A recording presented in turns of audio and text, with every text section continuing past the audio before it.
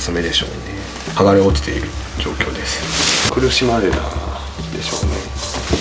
個人の方の人体の一部ですね。頭皮毛髪であったりとか血の跡というか、吐血なんこの辺りとか、警察の方もなんかこう、ちょっと物騒な事件とか強盗事件とか、会員警視国風義国国風とかところがあって、すごく今後悔であったのはそこの部分ですね。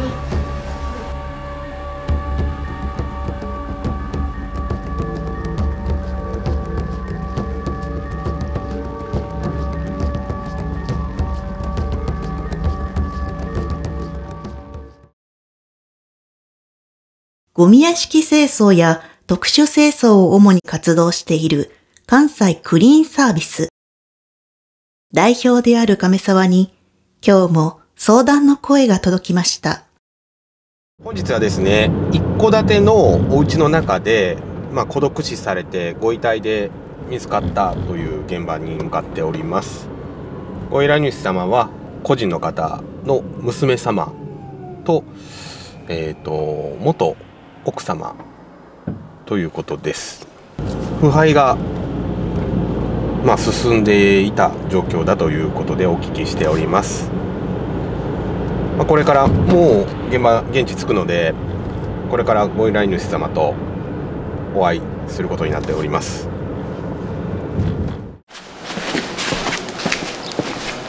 こんにちは。よろしくお願いします。こちらの。はい、そうです。はい。では早速中。はい、させていただきたいと思います。よろしくお願いします。どうぞ。お願いします。もうあっち。そうですね。はい。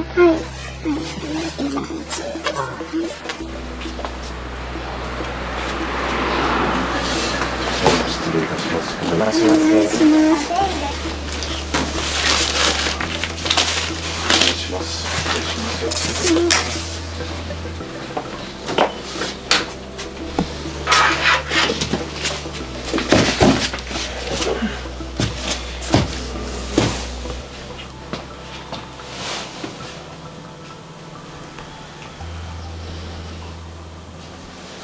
私死後何日ぐらい経過？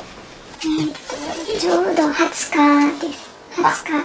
死後20日でご遺体が発見。はい、そうですね。はい。第一発見者の方。私です。はい。もうでも玄関扉開けてもう真正面で。そうですね。はい。でもすぐ通報されたような。そうですね。はい。結構腐敗進んでいる状況ですよね。でしたね。はい。今回お父様ということですけれども、はい、いつぐらいの77です。はい。今回の原因は持病ではなくて、事故っていうか頭を打って、頭を打たれたんですか？はい。なんか頭を打ってそこからの出血性ショックが死因でした。あ、そうなんですか。はい。頭を打たれたお家の中で。と思います。はい。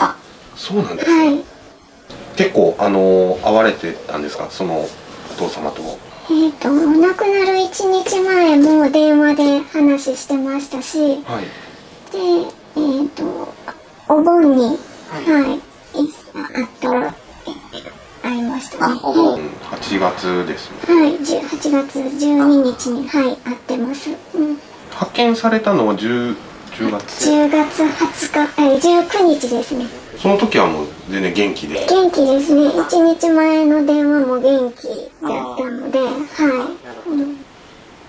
でもそれショックです。そうですね。ショックです。はい、入られます。ちょっと靴カバー。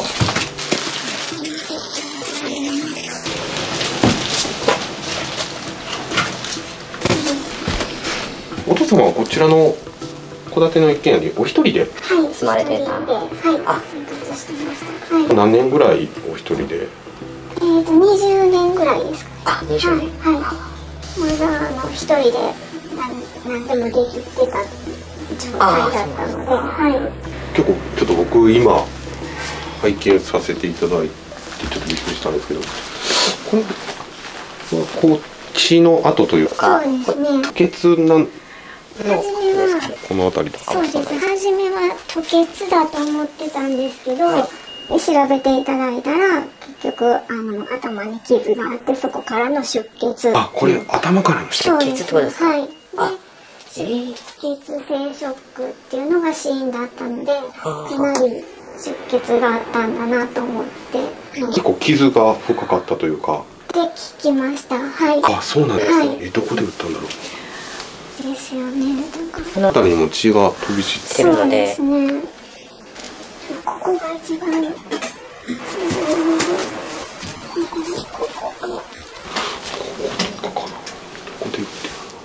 じゃあここも頭からの血液。そうですね。はい。この掃除機のあたりとかも。そうですよね。はい。すごいボタボタって。そうですね。なんか頭打って朦朧として倒れてしまったのかなっていう感じですかね。確かになんかそう言われてみるとあれですね。こちらの建具ドアがちょうど頭の位置というか。そうなのかな。だからこの扉はもともとついてる状態だったんですけど、外れてたらしいです。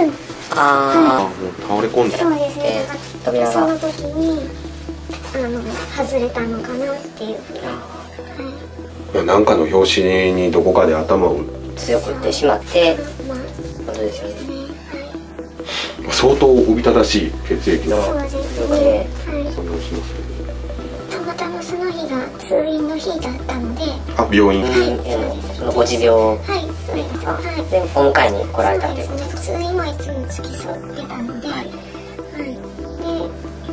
前の日に必ず父からいつも電話があるんですけど、こちらから何回電話しても電話が繋がらない状態だったので、おかしいなと思ってたんですが、まさかっていう形ですね。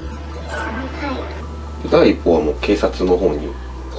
救急車に一応電話して、ちょっともう心肺停止の状態なので、警察を呼びますっていうことで、はい、対応してくださいます。はい。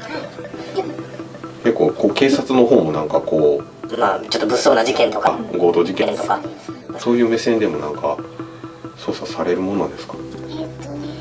まず部屋の中でこの血痕と扉が外れてるっていうことに対して、その事件性がないかっていうことで一応見ますっていう検証しますっていうことだったんです。で死因が何かっていうのを、ちょっと解剖しないとわからないので、それで協力してくださいっていうことで、実際、お父様のご遺体はご覧にはなられてない。後ろ姿は見てます。はい。もうあとはもう見てない。そうですね。はい。もう警察の方も見ない方がいいとか、そういうふうにやっぱり。見れませんっていうふうに言われましたね。明日からこちらの作業させていただきたいと思います。こういう状況ですので、清掃前にはお父様の方がですね、極楽浄土の方へちゃんと成仏できますように、私の方で手厚く読経させていただきますので、よろしくお願いします。亀沢はご遺族の声色から整理しきれていない心情を感じ、ご供養を執り行うことを決めました。お気持ちが少しでも好転してほしいという思いからでした。天上百百千万の句修上異空金言ルリ社公明道三言言白春十東方入音大会慶子国風水郷千本妙だ羅説帰国国重上入略内視地任臨者増前音本作名者税承認等体徳芸。まあ本当に決してご自身を罪かけないように。お父さんもそんなこと絶対望んでませんので、間違いなくこれだけは。まあ、今回、まあ、ちょっとね、髪の毛とかちょっと人体の一部とかありますけど、きれいに清掃させていただいて、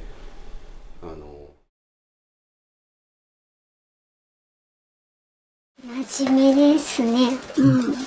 結構人に迷惑はかけへんっていう感じで、だから、近所は結構あったかなと思う。いただいたらもう絶対返さなあかんっていうところだったのは、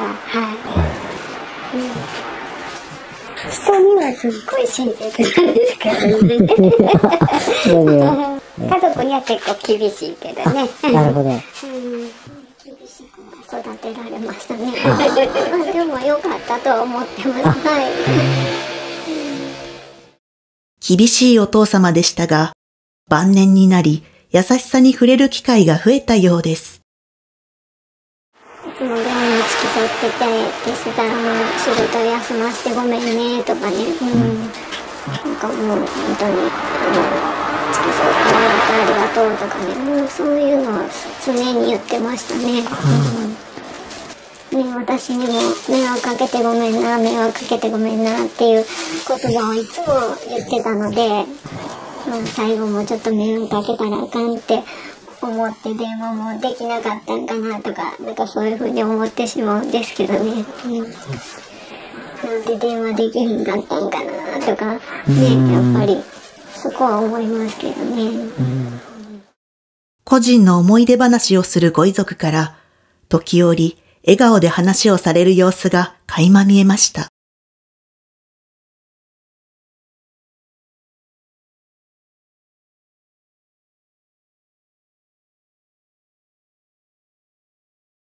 まずここから洗浄していきたいと思います。個人の方の人体の一部ですね。こちらの頭皮、毛髪であったりとか、この辺りは爪ですね、いわゆる。これもそうですけれども、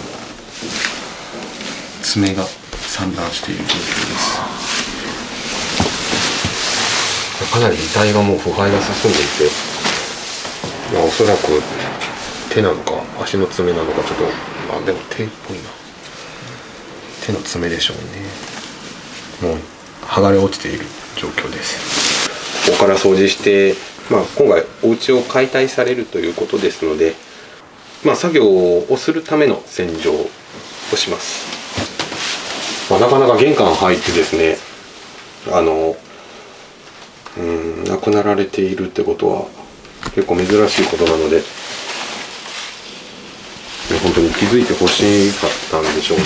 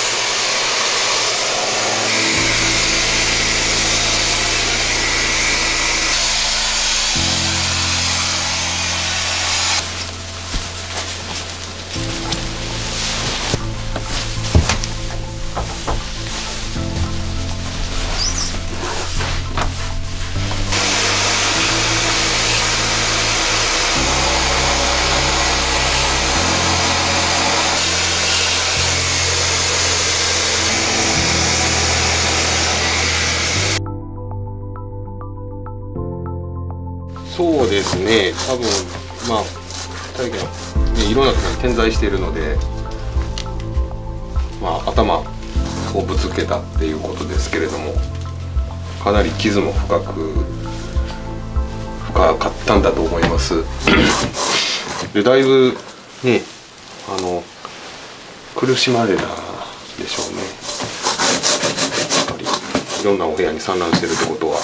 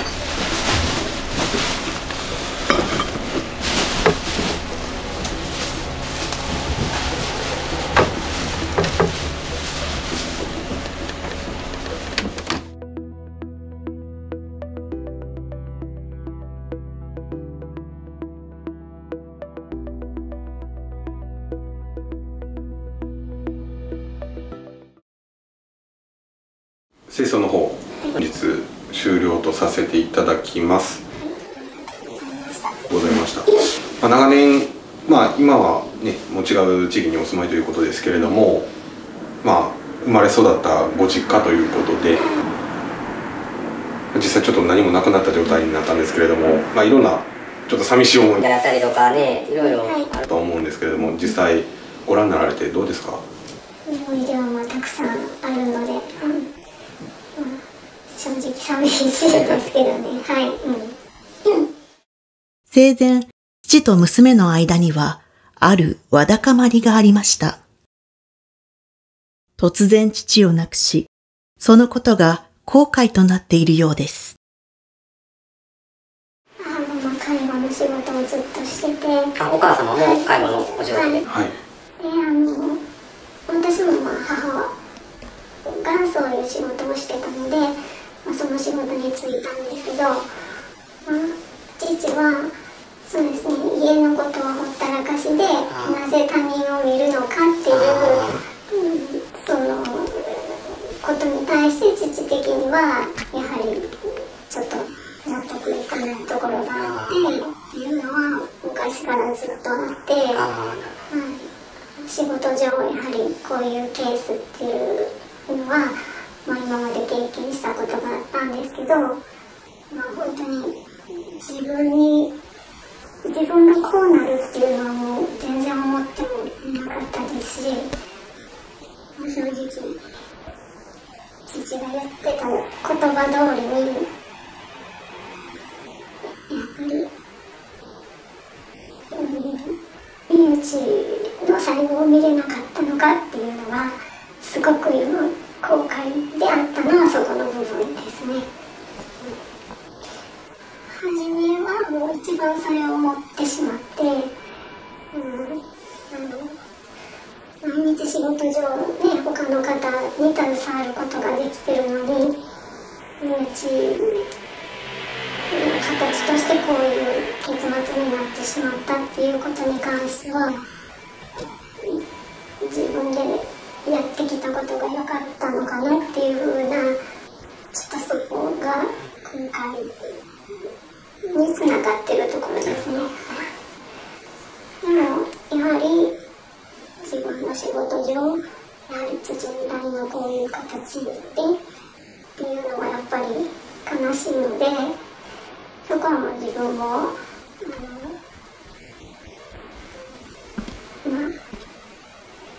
それをね、父がこうやって教えてくれたことを自分の仕事として頑張っていけたらなっていうふうな気持ちの切り替えを今できればいいなっていうふうに思ってます。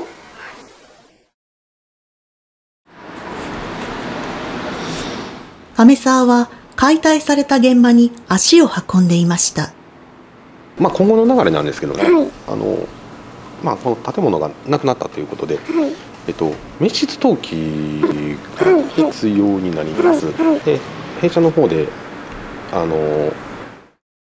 亀沢はこちらの土地を買い取る決断をしました。ご依頼主が土地の今後に悩まれていたため、最良の方法が何かを考えたからです。すごく不安な状態の時にいろいろ迅速に対応していただいて、すごく心強かったなっていう部分と、最後までやっぱり全部していただけるっていうところは本当にありがたいなっていうふうに思ってます。ありがとうございます。本当にこんなに早く、トントン拍子に進むと思ってなかったので、本来ならまだ家もどうしようかなっていう状態で多分悩んでるっていうのも、あると思うんですけど、でもすごく対応早くしていただいて、なんかすごく気持ち的にも楽になって、ありがたかったです。ご依頼主は晴れやかな表情をされていました。ご依頼主の悩みは計り知れません。だからこそ誠心誠意向き合いたい。困っている方がいる限り、亀沢は今日も走り続けます。